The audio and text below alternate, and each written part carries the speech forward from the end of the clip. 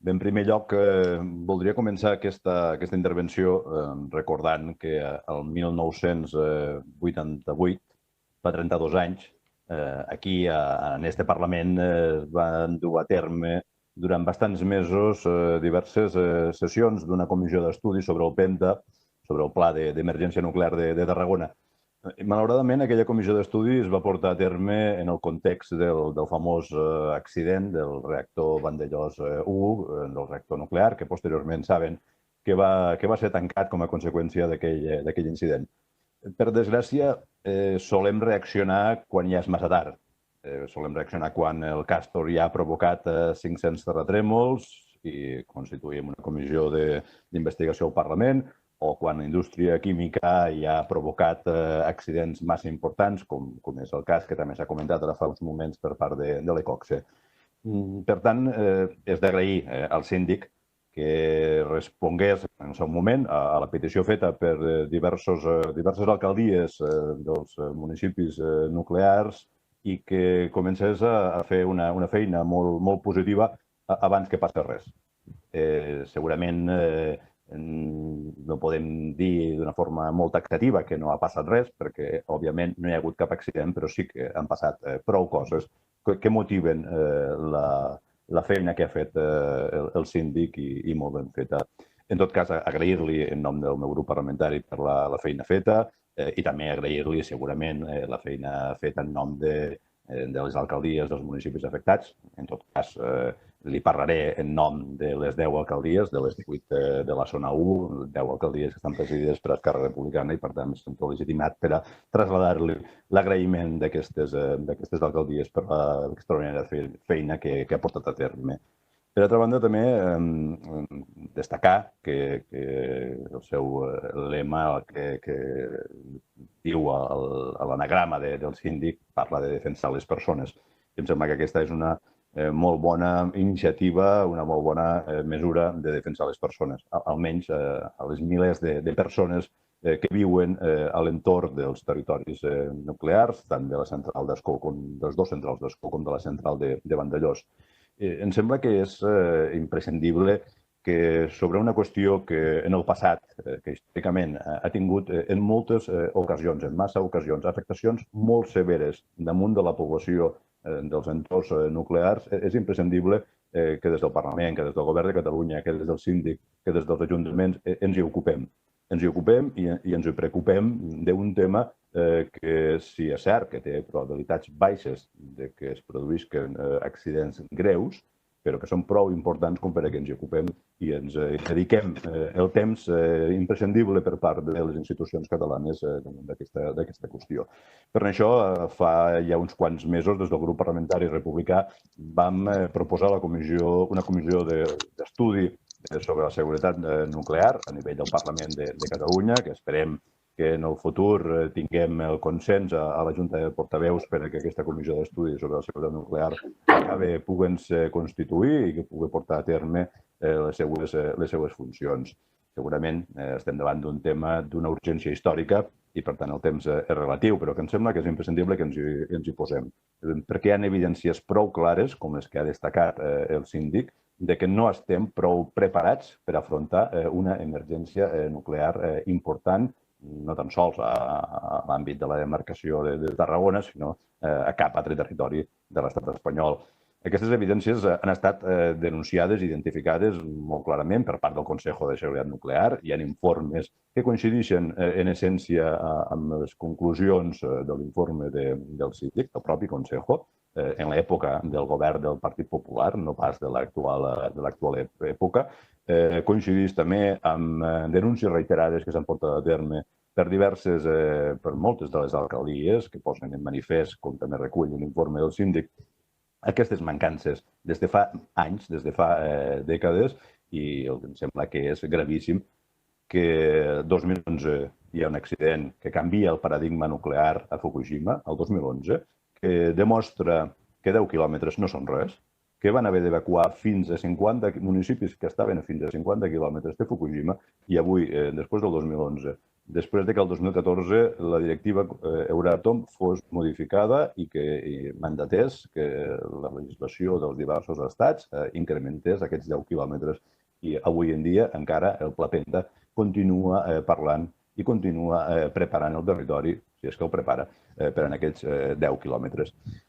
Els llegiré un text del 1998, una interpel·lació que fa la diputada Maria Olivares Llussach al Parlament de Catalunya fa 22 anys.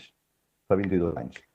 Diu, hi ha un vial d'emergència a Riba-roja que creua el riu i que acaba en un camí de carro. L'any fa 22 anys.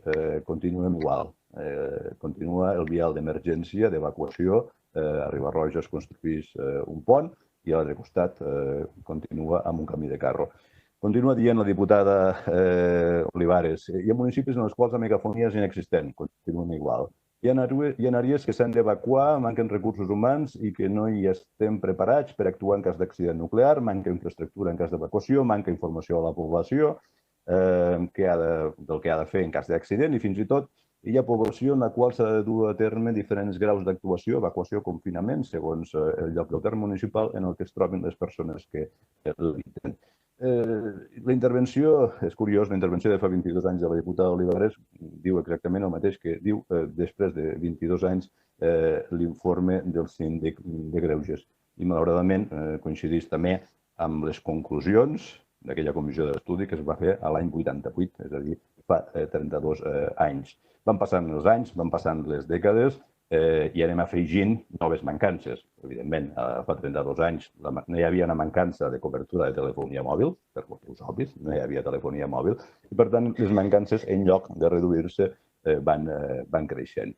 Sí que és cert que a partir de l'informe del síndic, i això és important tenir-ho present, hi ha hagut algunes iniciatives de resposta en positiu, una d'elles liderada pel Consell Comarcal de la Ribera d'Ebre de la mà del Departament de Polítiques Digitals de la Generalitat de Catalunya. S'ha impulsat i està aprovat i està començant-se a plantejar un projecte pilot per desplegar el 5G, la cobertura 5G des del polígon del Molló a Móra la Nova, per donar cobertura en 5G a totes les zones nuclears, una inversió d'1.200.000 euros. No puc afirmar que és una iniciativa arran de l'informe del síndic, però que, evidentment, l'informe del síndic ha esperonat el Consell Comarcal de la Ribera a arromangar-se, a posar-se mans a l'obra, a deixar de queixar-se per passar a fer, i en aquest cas el Departament de Polítiques Digitals ha fet una aposta important. També és cert que aquella carretera Riba-roja de l'any que es va fer un pont l'any 98 i allí està el pont, el 2014 es fa un estudi informatiu, el 2017 s'aprova la declaració ambiental i en aquests moments s'està acabant el projecte executiu que perllongarà la carretera fins a la granja d'Escarp. En tot cas, en les previsions i amb el ritme que portem, si el 2027 se tanca la central nuclear d'Ascó, abans tancarem la central nuclear que no pas tindrem feta la via d'evacuació, malauradament. Però al marge d'aquests progressos, que també podríem afegir alguna iniciativa per part del Departament d'Educació d'incrementar la informació i de preparar els col·legis davant d'una possible situació d'emergències, al marge d'aquests progressos que s'han portat a terme per part del Govern de la Generalitat, la veritat és que la resposta de l'administració competent, de l'administració de l'estat espanyol, ni està ni se l'espera. La màxima reacció que han tingut és una nota de premsa el dia que el síndic va treure el seu informe. En tot cas, reconèixer, això sí, que des del Consejo de Seguretat Nuclear, l'actual president, el senyor Francesc Serena, bon coneixedor de les necessitats dels territoris nuclears, i posa tota la bona predisposició i les ganes d'ajudar i de col·laborar, però malgrat tot, com bé s'ha comentat, la R15 avui està pitjor que fa 10 anys, la línia que passa la línia ferroviària que passa per Ascó, es van tancant estacions, els accessos continuen sent clarament insuficients, la velocitat màxima dels trens cada vegada es va reduint com a conseqüència de la manca de manteniment de les vies ferroviàries i, òbviament, el que és més escandalós és la manca de transposició de la directiva Euratom. La Unió Europea ha obert expedients sancionadors per part respecte de l'estat espanyol, també respecte d'altres estats, per no haver transposat les modificacions del 2014 sobre la directiva Euratom, i en tot cas també continua en la mateixa situació de mancances. El CECOP, el Centre de Coordinació Operativa del PENTA, continuen havent les mateixes mancances en els sistemes d'alerta i de comunicació als ciutadans en cas d'emergència. Tenim encara moltíssimes mancances de coordinació, com bé ha destacat el síndic. I per acabar aquestes reflexions, també hi ha un element que també ha destacat el síndic. L'únic simulacre que s'ha dut a terme és de fa 33 anys. Quan vam aprovar la moció al Parlament feia 31, ara ja en fa 33 anys. Una única vegada s'ha portat a terme un simulacre general d'emergències, quan el propi Pla PENTA diu que s'ha de fer cada 3 anys.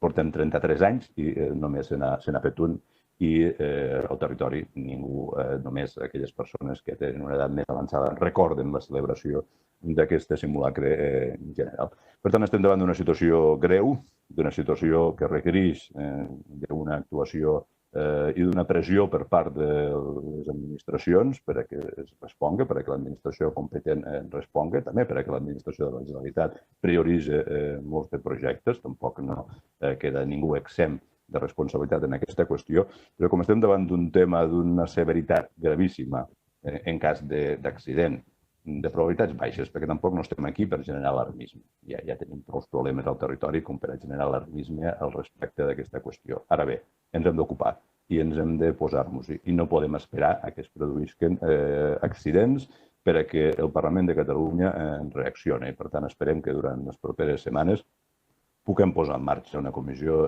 d'estudi, puguem fer la nostra funció, que és pressionar a les diverses administracions, a l'Estat i també als diversos departaments de la Generalitat, perquè el territori estigui en molt millors condicions. Podria acabar, senyor Salvador. Exacte, en seguida acabo. Perquè puguem estar-hi en molt millors condicions per afrontar qualsevol incidència i, en tot cas, acabar de nou agraint-li la feina del síndic, una feina rigorosa, d'haver escoltat a tot el territori i que, en tot cas, transmetre-li que ha estat útil i que, en aquest sentit, aquells que estem compromesos amb aquest projecte farem molt de gust del seu treball. Moltes gràcies, president.